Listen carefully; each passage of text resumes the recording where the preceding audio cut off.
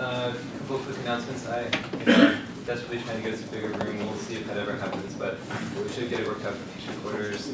And then there's a colloquium this afternoon at 3:30 that I've been highly encouraged to encourage you all to attend.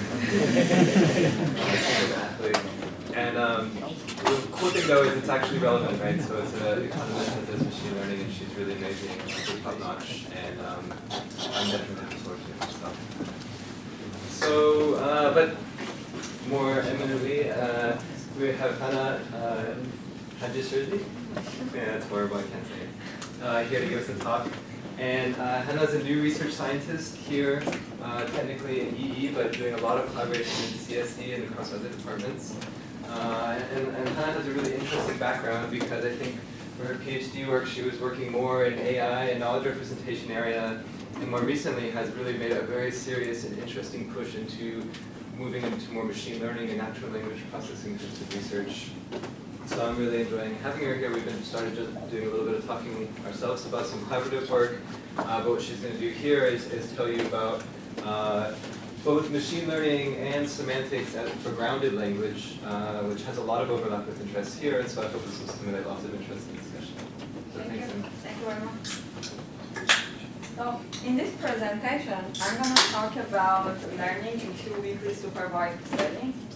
The first one is semantic understanding of professional soccer commentaries, and the next one is in a more general case of multiple instance classification. The main theme of both approaches is that we gather some information globally and then build the underlying structure of the data from this information and then reason about them locally. So the first, what do I mean by semantic understanding?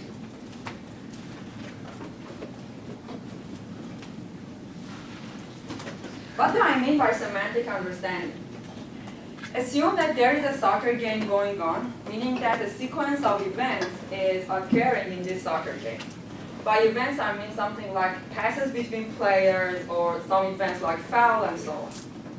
Meanwhile, a commentator is describing this game, which means that the commentator talks about some of the most important events that occur in the game and describe them. Now the goal is to understand which part of the world the commentator is referring to, or basically what part of the events he is describing. Let's get a bit closer look at the events and the text. We have a sequence of events that occur in the game. Every event has an associated time, the type of the event, something like pass, tackle, dispossess, foul, goal, and so on. Then there is a qualifier for every event, the player that performs the action, and also the team of the player. Notice that these are the events that are happening around the ball, so we don't have the events corresponding to all the players all over the place. The event has much more arguments, but here I'm just listing these 4 or 5 arguments. The sentences are generated by professional commentators, and almost we have 1 sentence per minute, and we have almost 1 event per second. So look at this sentence. ASEAN penalized for a challenge on Fabregas in midfield. This sentence is only describing these 2 events that occur in the game, like a foul by ASEAN on Fabregas, which he makes a free kick after that. And as you can see, the commentator never talked about this pass of Kalu or the tackle of Clichy and so on. And for the second sentence, the commentator is referring to some other part of the world. Our goal is to be able to learn this correspondence between the sentences and the real events of the game. If we can solve this problem, it has many real-world applications. The most direct way is to reconstruct the world state from what we see in the text. So in particular, for this soccer game, we can produce some game analysis, some statistic analysis, very short report of the game, and so on. Or in more indirect application would be generating a story based on the list of events. Or in the soccer game, we would like to automatically generate a soccer commentary. Understanding what parts of the events are more important and then just talk about them. So as I said, these data are collected from professional soccer commentators, and these are the real events that occur in the game. So it has many challenges. The first thing is the commentators tend to use complex structure and a lot of paraphrases just to mention a single event. So for instance, the event pass has been described in many different ways here. First one, song began the move, meaning that there is a pass by song. Or exchange with wheelchair on the edge of the box, meaning that there is two passes, one from song to wheelchair, and the other is from wheelchair to song. Or something like this, before stealing the ball of Fabregas' foot. Again, means that Fabregas makes a very short pass to song. Or they use a complex structure to just describe a simple event goal, saying sliding it home with his left foot from 10 yards out. They're just talking about this goal event by song. Another complexity is that, as I said, the commentator only selects some of the most important parts of the ball and talk about them. So as you saw, we're just talking about some small portion of the ball. Another problem is that there are a lot of parts of sentences that they do not match to any particular event. For instance, what a fantastic goal. They're just analyzing the game. They're doing some game analysis or some game statistics. Commentators tend to combine some of the events together and then just talk about them as a whole. We call them macro events. One simpler example is this, exchange with wheelchair on the edge of the box, meaning that there are a sequence of two passes from song to wheelchair and vice versa. A more complicated scenario is something like this sentence, Arsenal is coming forward, meaning that there is a sequence of passes from the back of the field to the front of the field, and the commentator only describes it with one sentence, Arsenal is coming forward. So one way to solve this problem can be have access to all the possible correspondences, so annotate the data and then solve this problem in a supervised way. But it's very expensive because building these correct correspondences requires a lot of time, and also some people who are professional, who know soccer professionally. Because as I said, these sentences are really hard to understand. So here, following some previous work, we use some sort of weak supervision. How do we use that? We say we know the time step that the sentence has been generated. We also know the timestamps that the events occur. So we use a weak temporal assignment between weak temporal alignment between every sentence and a group of events that occur in the temporal vicinity of that sentence. So we assign a bucket of events to each sentence. And we claim that the correct correspondences are inside this bucket. And this is almost true because we can expand the size of the bucket until the point that we can have all the events. So for every sentence, we have a bucket of events that shows the temporal alignment between the sentences and events. Now, what is the problem we are trying to solve? We have a list of sequence of sentences in English text, and also we have a sequence of events that occur in the soccer game. We have big supervision between every sentence and the events, and the goal is to learn the correct alignments between every sentence and the event. More formal, what we want to do is this. For every sentence I and the bucket of events for every sentence, our goal is to find the best set of events, or a macro event, that corresponds to that sentence.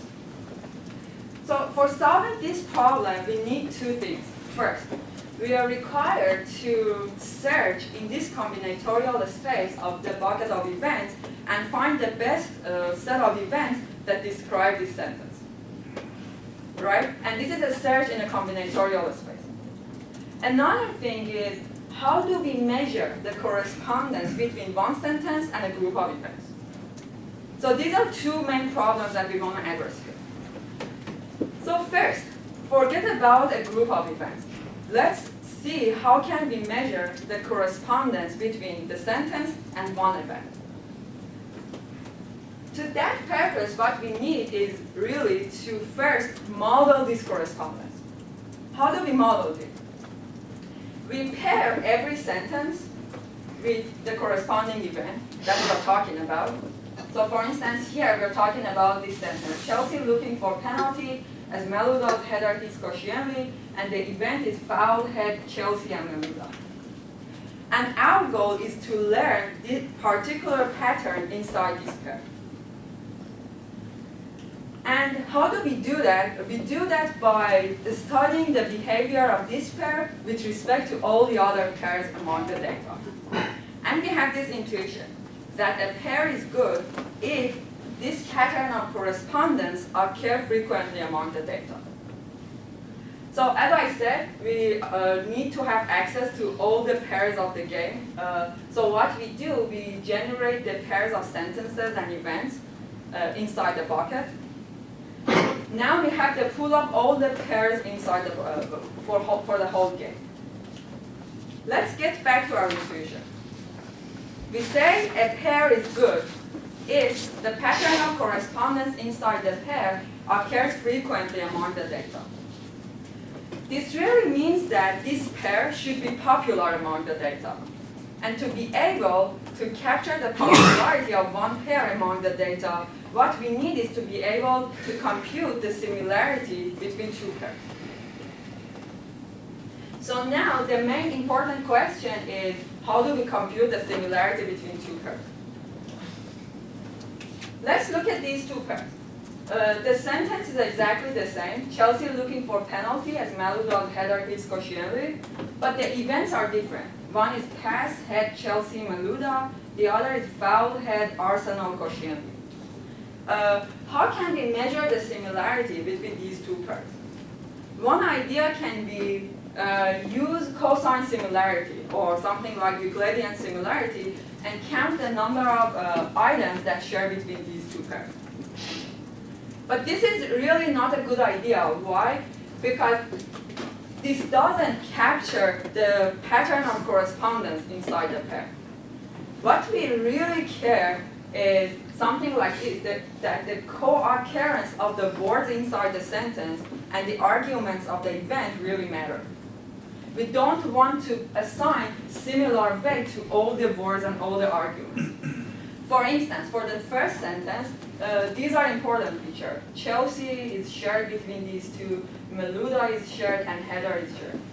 But for the second sentence, we have the player name Koscielny, header is shared, but for the event foul, we have some close words like penalty, hit, and some words like that. So as you can see, these two are really in two different domains, so we cannot compute their relevance. But if we look at each of these pairs, and compare it with the other pairs in the data, we would be able to learn their pattern of correspondence. So to be able to measure the similarity, we introduce a notion of discriminative similarity. And we do that by understanding what is unique inside this pair. What makes this pair unique? And we do that by discriminating this pair from all the other pairs among the data. And this way we learn this is the pattern of correspondence.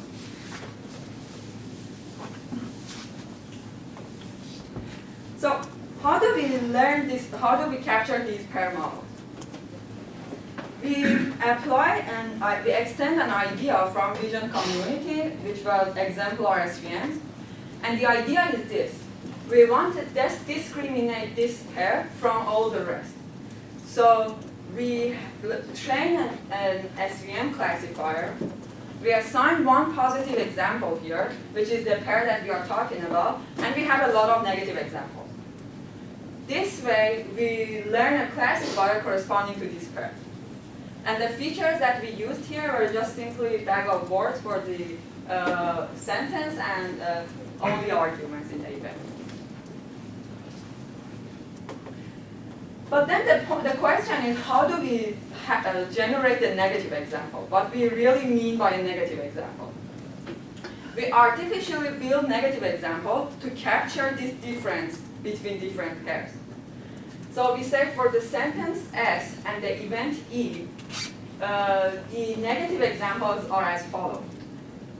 There are some sentences that are highly similar to this sentence we are talking about, and some events that they are very different than this event, so we are inside our pair. And another group of negative examples are the pairs of sentences that are very different than this sentence, and events that are very similar to this particular event. Now we are able to capture the pattern of correspondence inside each pair. Okay. Given this, we are able to define the similarity between two pairs. We have one model for every pair, which comes from our example RSVNs. If we apply this model on the features of the other pair, and we get a high confidence, means that this particular pair thinks that the pair 2 is similar to pair 1. And vice versa. If the model of pair 2 likes the features of pair 1, means that their correspondence is also similar. Then we say these two are similar, and we define their similarity as a function of confidences of applying the model of one and the other one, and vice versa. Just to give you a qualitative example here, for the sentence we were talking about, Chelsea looking for penalty as Meluda's header hits Koscielny, and they even foul head Chelsea and Meluda. The most important features were penalty, hits, foul, and header.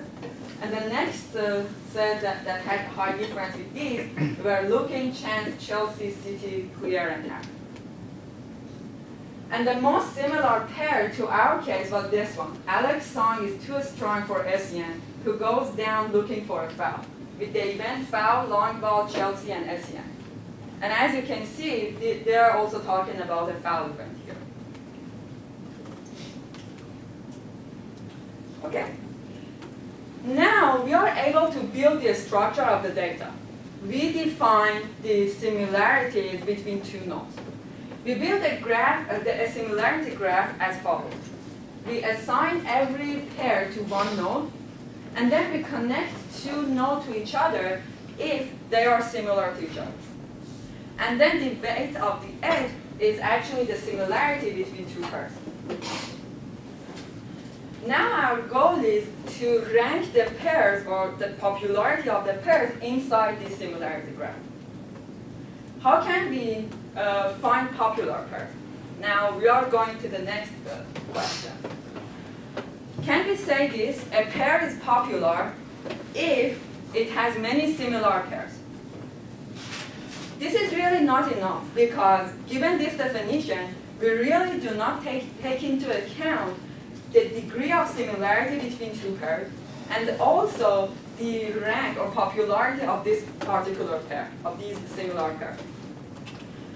What is the real definition of finding popular pair? It's basically a recursive definition. We say a pair is popular if there are many other pairs that are highly similar to this pair, and they are popular themselves. Does it make sense? Okay. So it means that we want to take into account the degree of similarity and also the popularity of all other nodes that are similar to our interested in the pair of interest.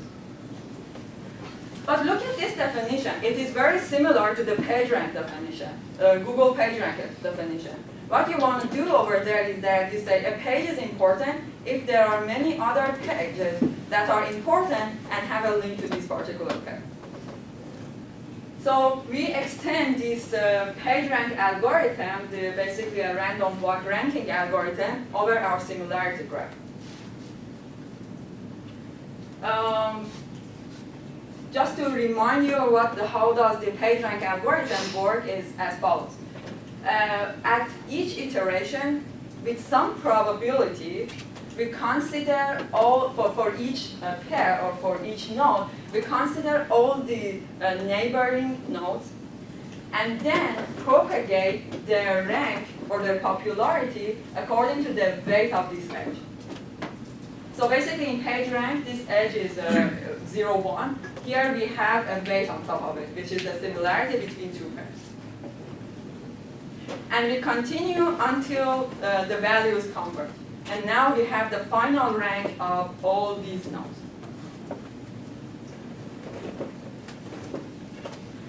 Okay, so far so good.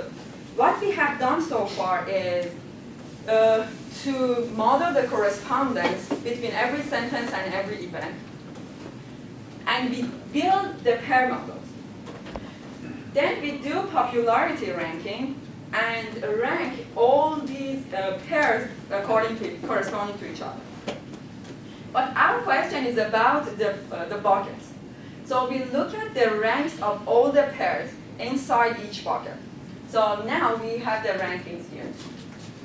If we knew that there is exactly one correspondence per sentence, we were fine. We just could have said, okay, this is my best pair, and this is the correct correspondence for that sentence I'm talking about. But what is our question? We are really talking about macro events. We want to see what is the best set of events that correspond to that sentence. How do we solve this problem? There are some difficulties here. First, we need to search in this space the power set of each bucket to look at all possible combinations of events together. And another fundamental question, what do we really mean by a rank of a pair that contains a macro event? Basically, how can we bring macro events into our system? Because so far we could have just measured the correspondence between one sentence and one event, not one sentence and a group of events. So let's try to solve this problem. And let's bring macro events into our system. To that purpose, we need to have a new model for pairs that include a macro event, and also we need to have a new algorithm to rank the pairs and compare the pairs with macro events to single pairs. So new pair models for macro events, a very similar idea. We again build exemplar SVMs. But here, the positive examples are not only one pair. It's a group of pairs that include that macro event, that consider that macro event. So we have these positive examples. There are multiple pairs. And then again, we artificially generate our negative examples. And we learn a new classifier here, which is a macro pair model. Then how do we rank a pair that includes a macro event with the single pair? For that purpose, we need to be able to apply a pair model on top of a macro pair. And for that, we say the score of applying one pair model onto a macro pair is the maximum score of applying the pair on each of the events inside that macro pair, or each of the pairs inside that macro event.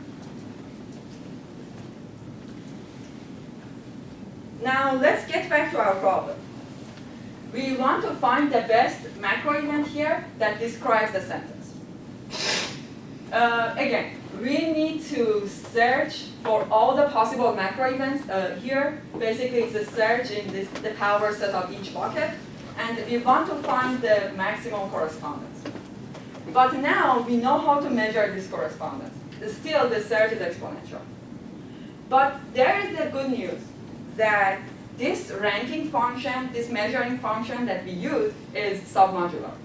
Therefore, we use a greedy approach and we get a good approximation of the best pairs. And our greedy algorithm works as follows. We first start with the best event or with the best pair for each bucket. And then at each iteration, we add the event that achieves the highest gain. according to this formulation. Basically, we want to add the events based on the marginal benefit that they get. And we stop until we don't receive any more gain.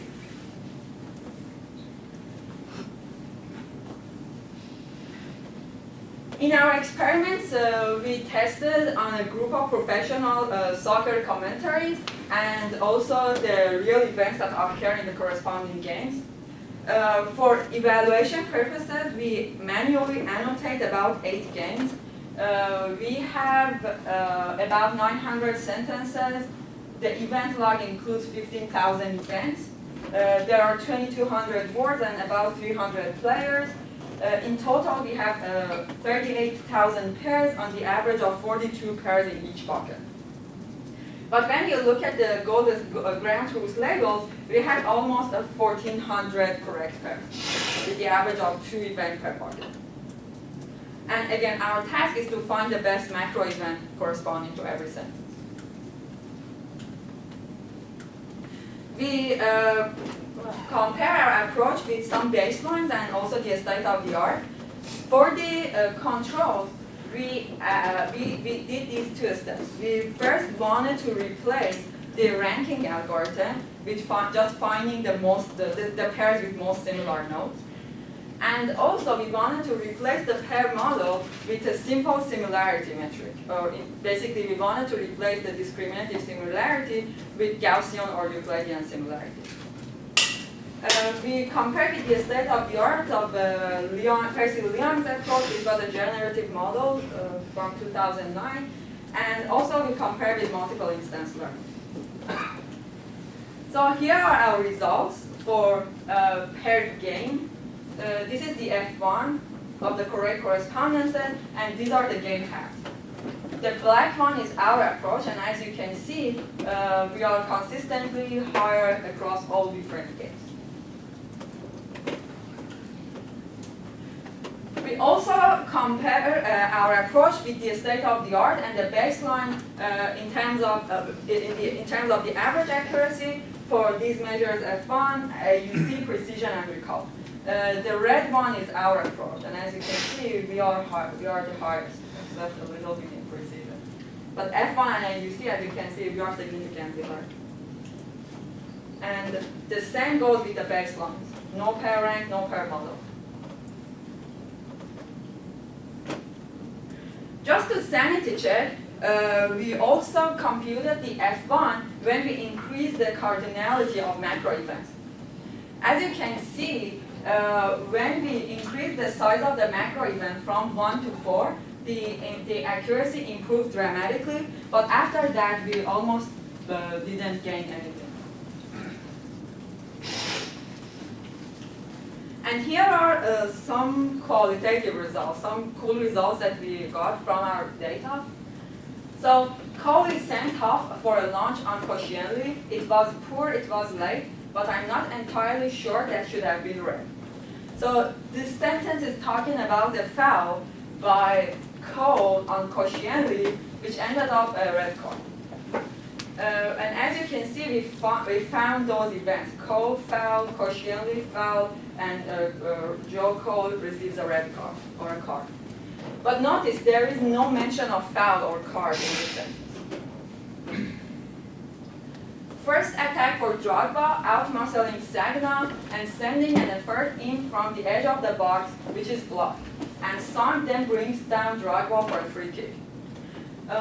So Drogba is taking on, he challenges Sagna and sending an effort to the edge of the box, which is blocked. And who blocks it? It is Song, so Song saves the ball, and he performs a foul after saving the ball. Or this sentence, 2 poor efforts for the price of 1 from the free kick as Naziri's shot hit the ball before Barmelon fires wide. So this shows 2 shoots towards the goal. The first one is saved because it hits the ball, and the second one, Barmelon just misses the ball. So that sentence in particular was very hard one. I myself didn't understand what it means at first. We also performed some experiments in one of the benchmark data sets in this domain, in this task, in particular on RoboCop soccer data set. The setting is very similar. There are a group of sentences that are English text, but they are not professional commentators, and a group of event log of the game. We have the same sort of weak supervision, but the good thing here is that there is no notion of macro events. Every sentence has at most one corresponding event. And here is our result with respect to previous approaches. Okay. So I'm almost done with this part of the talk if you have any questions. So if you think a little bit, the setting of this problem was very similar to multiple instance learning, right? We have a bucket of instances, and we want to see which to select and which is the best answer here. So we wanted to see if we can extend the same idea to multiple instance learning classification. Just to give you a very brief overview of what I mean by multiple instance learning is this. Unlike the standard classification that you know the complete labels of all the instances, here we only have the labels of some bags. And a bag is positive if at least one instance is positive inside the bag, and a bag is negative if all the bag instances are negative. At test time, the traditional MIL approaches were mostly interested in knowing the label of the bag as a whole. But here, but there are many applications that you might want to know the exact labels of instances inside the bag. How can one solve that? If we knew the exact labels of all the instances, we could have trained a new classifier and then just compute the labels of the bag. So the problem of instance level MIL is reduced basically to finding out the complete labels of all the instances at train time. How do we do that?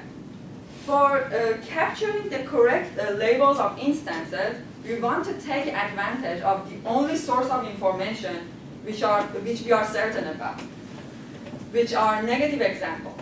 We know a bag is negative means that all the instances inside the bag are negative. From that, we would like to discover the underlying structure of the data. We claim that positive instances will make dense clusters if we can define an appropriate notion of similarity. Why?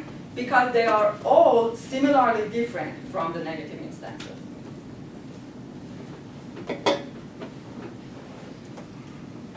To that purpose, we would like to characterize every positive instance from its difference from negative examples. So we start by using the exemplar scale idea, by characterizing this positive instance from all the negative examples, and this positive instance from all the other negative examples. And this way, we are able to define the similarity between two positive nodes, saying that these two are similar according to how they are different from negative examples. So using this similarity notion, we are able to build the similarity graph again. Every node is an instance in the positive bags, and two nodes are connected to each other if they are similar, and the similarity between two nodes is the function of applying the model of one node on the other and vice versa. Now we want to discover the positive instances inside this graph. Can we say an instance is positive if it is highly similar to many instances that they are themselves highly similar among each other? Okay, this is really what we are talking about when we want to discover positive instances. So as you can see, again, this is a recursive definition, and we can apply the PageRank algorithm. But this is really not enough, because using the PageRank algorithm I was just describing, we cannot find out these things, that those nodes are highly similar among each other. What we are really interested in is finding large cliques because these positive instances build dense clusters. But the notion of clique is too strict here because we are working in discriminative similarity, there are a lot of uncertainties going on and so on. So it's kind of impossible to find very large cliques. So let's relax the notion a little bit and then try to find large quasi-cliques. What is a quasi-clique? It is a partition of the graph that most of the nodes inside that partition are connected to each other, but not necessarily all of them. So now we have an idea. Let's find maximum within similar quasi-cliques. But then there is one big issue here. This problem is NP-hard. So our goal is to approximate this idea with a new random walk algorithm. Basically, we want to perform a random walk over this similarity graph. However, the weights of the edges are not only the similarity between two nodes. They need to capture this notion of within clique similarity. So for that purpose, we augment each edge with the chance of that edge being in a large clique. And with the chance of being in a large clique, because as I said, it's very hard to compute large cliques or maximum cliques. Instead, we go and find maximum quasi-cliques. So how do we find maximum quasi-clique per node? We start with one node, and we iteratively want to build these quasi-cliques. So we say for every node, the possible nodes that can be in the quasi-cliques are the ones that are connected to most of the nodes in the currently selected quasi-clique. And among those, we select the one that achieves the highest within similarity inside the clique. So for instance, this node 2 is being selected. Then we look at the rest of the nodes that have a chance of being in a large quasi-clique, and then select one of them and we continue. Until there is no other node that can be added to this clique. For instance, here, there is no node that is connected to most of the nodes. And this most of the nodes is basically the gamma portion of them. So we have to play with this gamma to be able to define the large quasi-clique. So we continue this for every node. Therefore, every edge has a chance of being in different quasi-cliques. So as I said, in our random walk algorithm, we really want to look at the edges that have a high chance of being in a large clique. And we want to assign higher chance to traversing those edges. So we define one notion of edge prospectiveness, which is the size of the largest clique that this edge can be in. And then, given that, we augment our similarity graph. The nodes are exactly the same. The edges are the same. However, the weight of the edges are augmented with this edge prospectiveness. So basically, the weight of the edge is a weighted sum between the similarity and also the edge prospectiveness. Now, inside this new graph, we apply our random walk algorithm. So we look at every node and the popularity, or basically the rank of the neighboring nodes, are propagated according to the weight of the edge. So just to give an overview, we first characterize every positive instance using the exemplar SVM. Then we build the similarity graph. Then we augment the similarity graph according to the chance of every edge in being a large clique. And then we apply a ranking algorithm using a random walk. Then we say these nodes inside this random walk, the nodes with highest rank would be our positive instances. Now that we have the positive instances, it is easy. We know the exact labels inside the bags, and then we can perform standard classification. We tested our approach on object detection problem. We look at every image as one bag. the segments of each image, the instances inside the bag, and we say a bag is positive if at least one of the segments contains the object of interest. For instance, this is one positive example for for cow detection. And this is one positive example for tree detection. Here are some results. The first row shows the images themselves. These are the results of one of the previous instance level MIL approaches, where we highlight the highest rank instance inside each bag. And here are our results. As you can see, we almost could find the object in most of the images. We also performed some experiments in standard benchmarks. Here are all previous algorithms for MIL. Some of them are instance level, some are bag level, and here are different domains. We are the highest in all the domains except the MOSC1 domain, which is this approach that they are highly tuned for this particular domain. And this is another benchmark of image categorization for MIL domains. These are different approaches, and here is our algorithm. Again, we are the highest. For text categorization, these are 20 news group data. They just what they did for making the benchmark, they randomly built some bags. So they randomly put some positive instances and a lot of negative instances inside each bag. And here are the previous approaches on the same benchmark, and here are our results. And in all of those results, you see these variances because we performed 10-fold cross-validation following the previous settings. We also performed some controls on our data. This is the full model accuracy. We wanted to see the effect of each of those components. First, we just wanted to replace this discriminative similarity with another similarity, which was Gaussian similarity. And the accuracy decreases dramatically. And we wanted to replace the random walk with just finding the most similar node.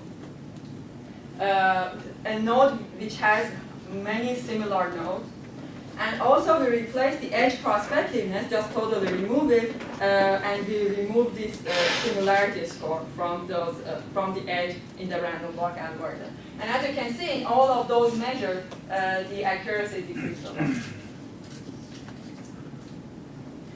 And here are some experiments to show how well we discover the positive instances.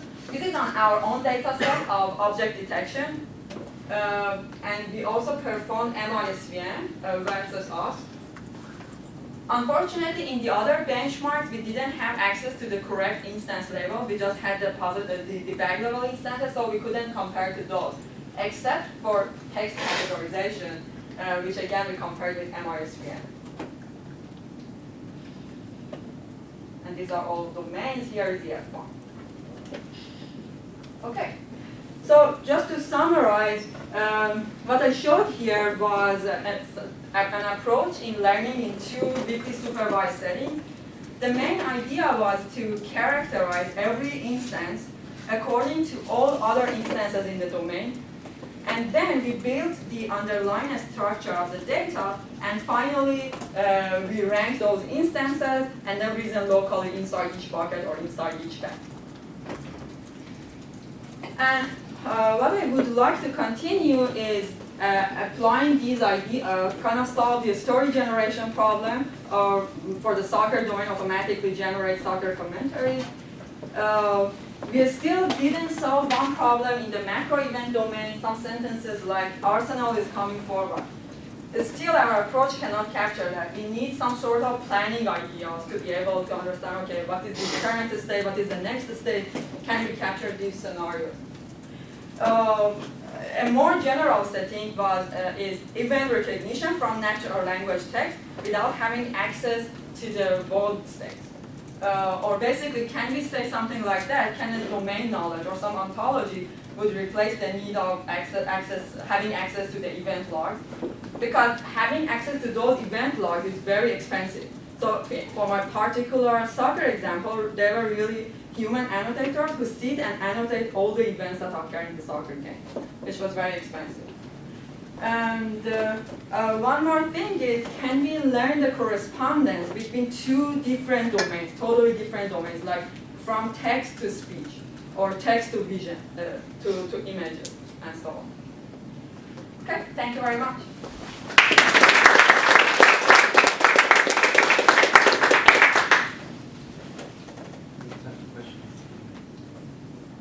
So going back to your soccer example, so the support vector machine, what features were you using to was it just the bag of words? Just bag of words, yeah. So no. No, that was actually one of the other future works. I want to go toward that direction to add more intelligent NLP features, like parse the sentence or chunk the sentence and so on. Because I'm just looking at them as a bag of words, and then the feature is the vector of most frequent words inside that the whole domain. Yes. The results seem very nice for aligning the text to existing events, assuming you've got an event stream. But what if you wanted to process the text to create the event stream? In other words, sort of a relation extraction. That's exactly one problem I am working on. So we want to solve, not exactly. So right now I'm working in the domain of detecting event co-reference resolution. But that's exactly one question that I have. Can I ignore the list of event logs, and then maybe I need some sort of domain knowledge here to be able to understand the correct correspondences between, basically to find the events. So let me give you an example. I have done a project on RoboCop soccer. We have the English text. We don't have access to the event log, but we have some knowledge about the events. We know pass means person 1 was holding the ball, and now person 2 is holding the ball. Just using very simple strips, preconditions, and effects.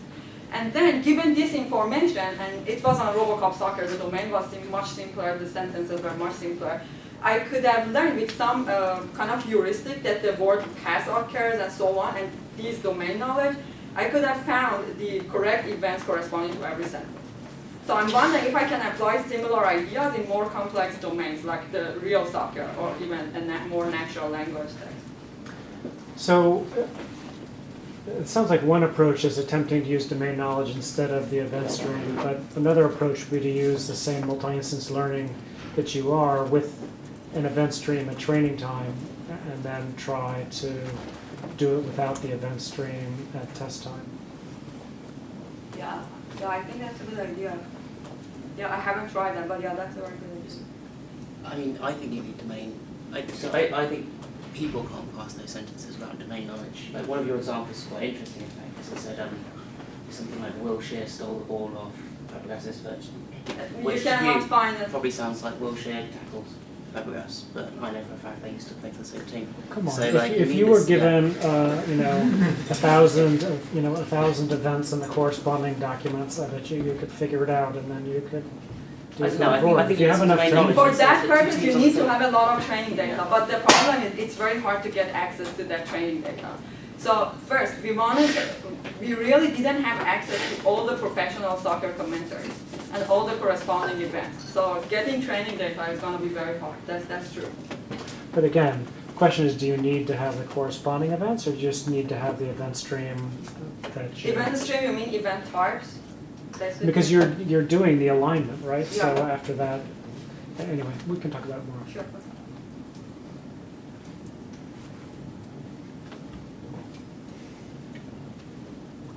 So what do you think is the hardest part left to be solved to build the full, full commentary, having multiple sentences, getting engaging and exciting? So generating soccer commentary from this.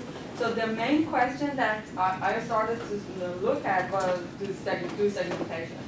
Because right now I have a very large sentence and a lot of events corresponding to that. Some of those events are, we can do one by one alignment. So because we can chunk the sentence and see, okay, this is the exact event. right? But there were some sentences like exchange with wheelchair. It was 2 events, but in most cases they are exactly 1 sentence, 1 event. So the hardest part that we are dealing with right now is how do we do segmentation. And regarding segmentation, we have some ideas that we might be able to take advantage of the events that we have captured so far, and then try to kind of do partitioning them that you gain the highest, you achieve the highest gain here. And then from that you have a bunch of, then you extract some templates, generalize those terms, and then you can do the commentary generation.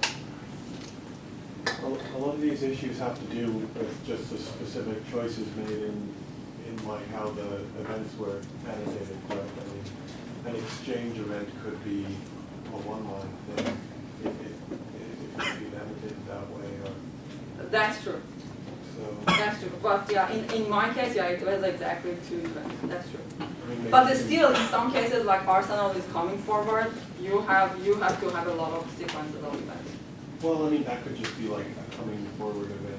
Like, But coming forward, how do you define coming forward events in soccer? No, that's not possible. It is really the art of the commentator to kind of foresee what is going on in the game and say 1 sentence about it. Yeah, you see that there is an attack from the Arsenal side. They are coming forward. Because they are kind of predicting the future, so they didn't say Arsenal came forward. Is there any way to take advantage of the fact that macro events, even within the bucket, will tend to be a series of relatively consecutive events? Exactly, that's something I'm thinking about finding Arsenal is coming forward, because right now, I don't look at any temporal relation between the events. Yeah, that's exactly something I'm thinking. Do you think you can use this kind of data for the learning how to play soccer? For example, like similar to the work that Branovan did? Similar to what? To the work that Branovan did on learning how to play civilization?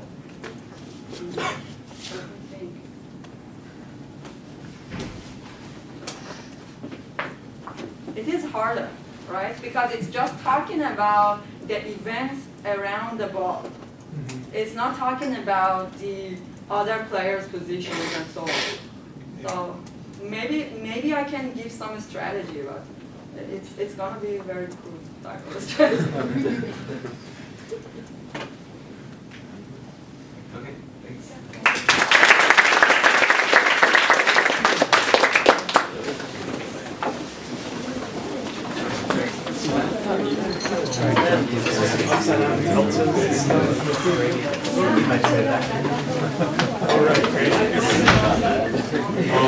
I remember gradients. So.